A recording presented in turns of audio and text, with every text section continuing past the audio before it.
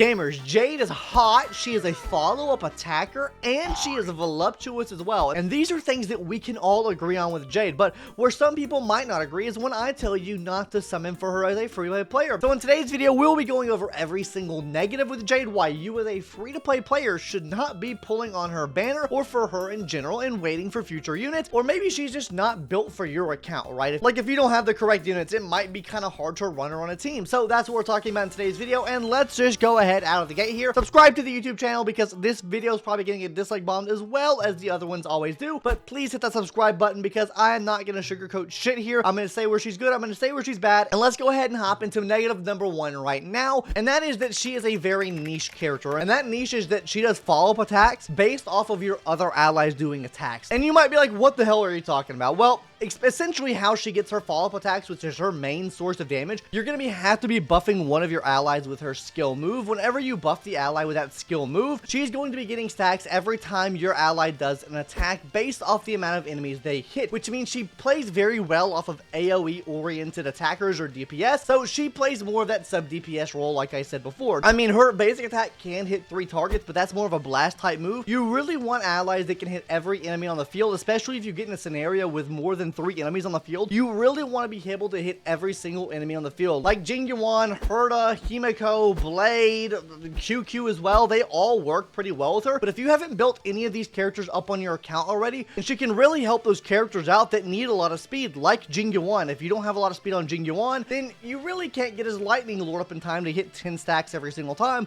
On top of that, you're benefiting her because you're hitting AoEs every single time you do an attack with him, and then she's charging SP for him as well. This is what I mean by she is a very niche damage dealer, because she does rely on someone else hitting a lot of targets on top of her attacks to really maximize the amount of follow-up attacks she's able to do. And not to mention, she doesn't really even work for like a follow-up team per se, because you don't really want to be putting this on someone like a Topaz that hits only 1 target and then Noombi Goes hits another target, right? That's 2 stacks. You would rather have someone to hit the whole field, so that means Dr. Ratio really wouldn't work here as well. You could, I guess, put the buff on someone like Aventurine, but then I feel like that's kind of wasted, because if you really want your DPS to be faster, you want to be putting that on your DPS, right? Sure, he can hit a follow-up attack which hits all the enemies on the field, but realistically, like I said, you want to be putting that buff on your ally that is your main DPS of your team. I think she plays a really good role in being that sub DPS role on the team, just because she does hit every single target on the field. On top of that, she does pretty nice damage for it as well. But overall, what she really is a hybrid support sub DPS character, right? Which is honestly a character that I love to see. I really want our like support characters to become sub DPS levels of characters as well. They share both DPS aspects and support aspects as well. That's what I love to see in my characters, but that's not the only reason why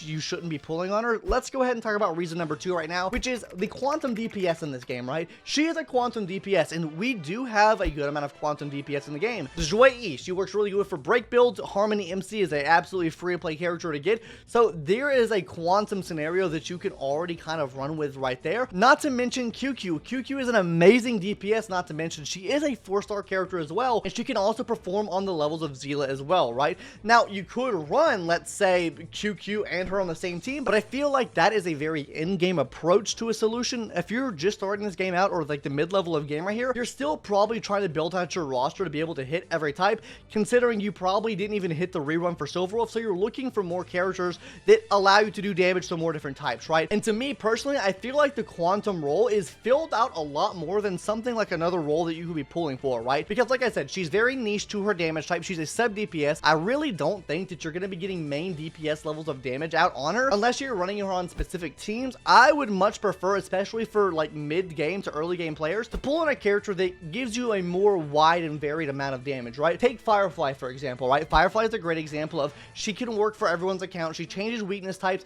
She is going to be great for a free to play player to have. Of course, you do have to have a team built around her for it to actually work, but that's like an example right there, right? What I think an even better example is a DPS coming out next patch, which is, I don't know her name. I'll throw a picture of her up on screen now. She might just be a follow-up fiend where she's able to sufficiently get these follow-up stacks herself versus relying on the team to help her get follow-up stacks. She might just be able to be the main source of DPS for the physical typing. Let's talk about the physical typing real quick, because I do, like I said before, feel like that quantum DPS role or the quantum class is pretty filled out and gotten flushed. I honestly do think that the physical class is still lacking. We do have Boot Hill in the game, but he is very single target oriented, which is fine, don't get me wrong. But the other physical options you really have, which is Argenti, come on, we're not using him very much for Memory of Chaos. He's down the gutter. A video on why you shouldn't summon for him will be out in the near future. Then we also have like Shushong for our 4-star. We also have Luca as well, which can work really well on a break team like I mentioned before. But I do think that Yun Li will be a great addition to your roster over someone like a Jade, just because she is self-sufficient in getting her own damage out. I think that Jade is really meant for that in-game player, or the players that already have all these erudition characters. Maybe they have Blade on their account already. She's going to be absolutely snapping in those scenarios.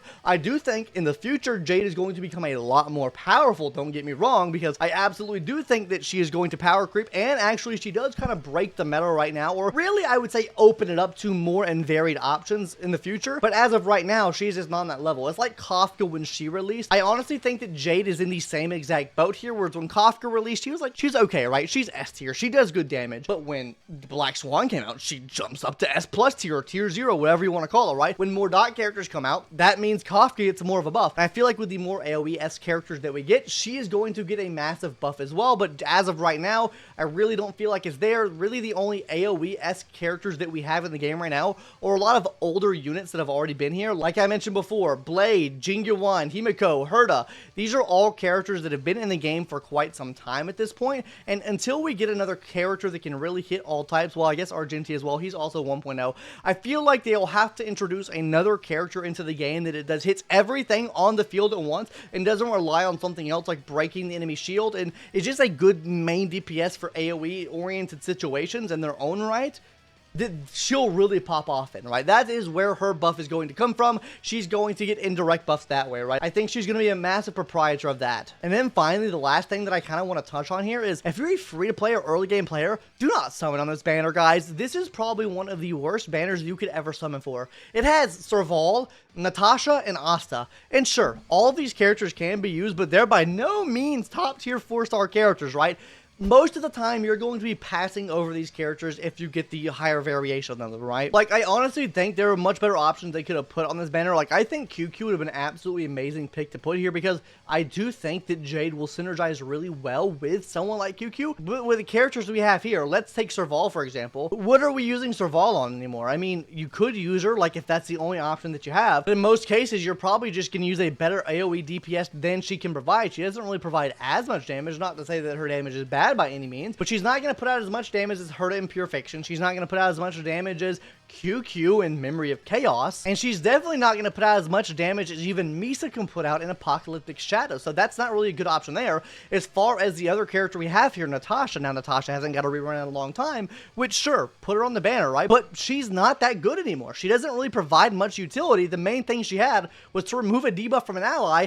Lynx does that. We could have put Lynx on the banner here, and that would have been a better option there, right? And then for Asta, you're not going to be running Asta on the team, because essentially Jade is doing the job that Asta would be doing, but better anyways. You're already giving the selected ally a speed buff. You don't need Asta on the team to really help with that. You get all of these characters for absolutely free just by playing the game anyways, so you're realistically just getting Eidolons for them.